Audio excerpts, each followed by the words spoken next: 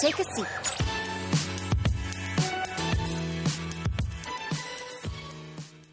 The Bush administration has the worst job creation record of any administration in post-war history.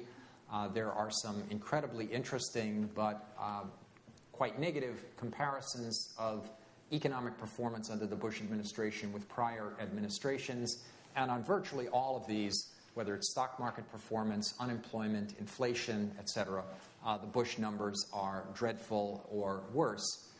And equally importantly, from my standpoint, and the argument that I would try to make is that as part of the Bush administration's loss of jobs and huge tax cuts to the rich, et cetera, there's been a widening income gap in the United States, with more and more Americans becoming less secure about their own economic futures, whether it's in the form of actual loss of houses or loss of jobs or loss of income, or simply the fear that what they thought was a permanent job may disappear tomorrow or next week or the week after.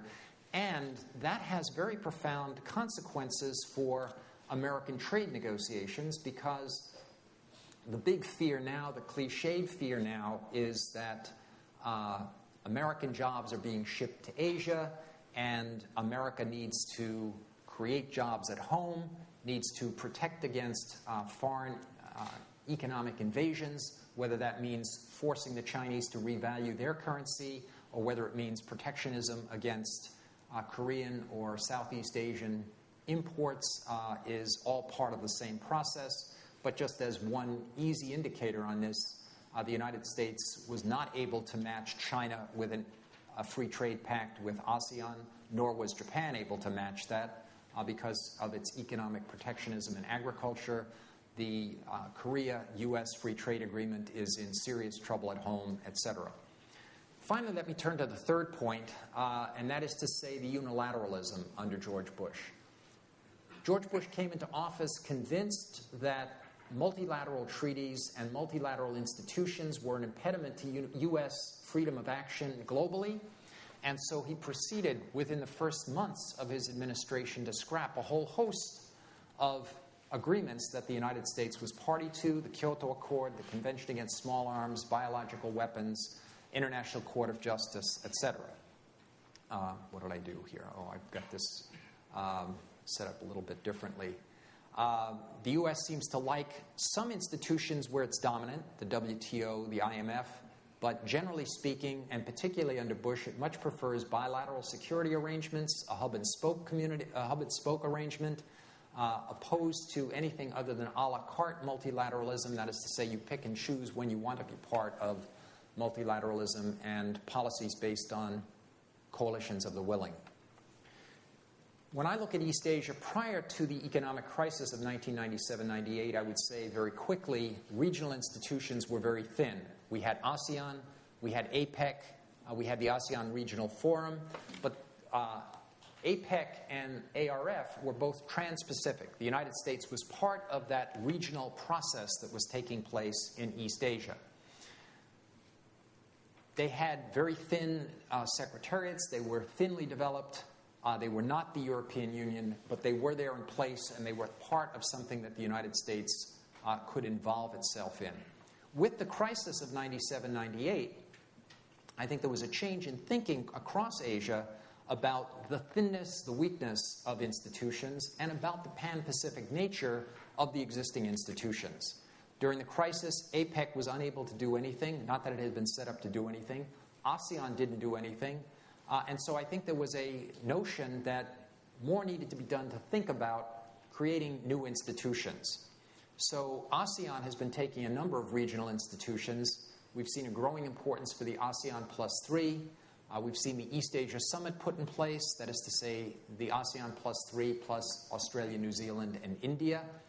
The six-party talks represent another example of a multilateral process. The Chiang Mai Initiative, which is a series of currency swaps, is in place. Asian Bond Market Initiative is also being put in place by ASEAN Plus 3, etc.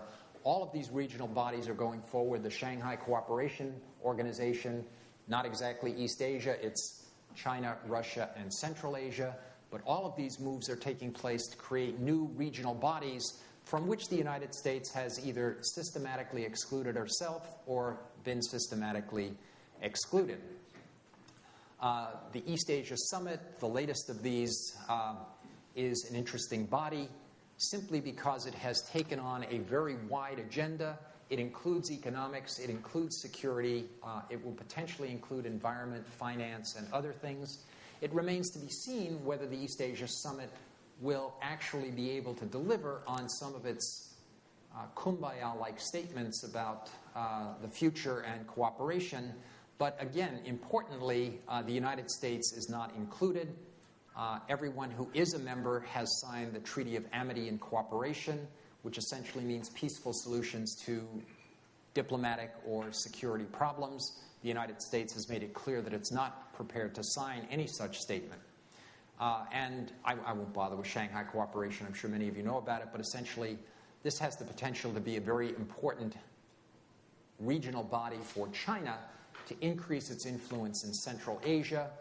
And this is actually a military and security and economic cooperation venue that many would argue is a potential anti-NATO pact.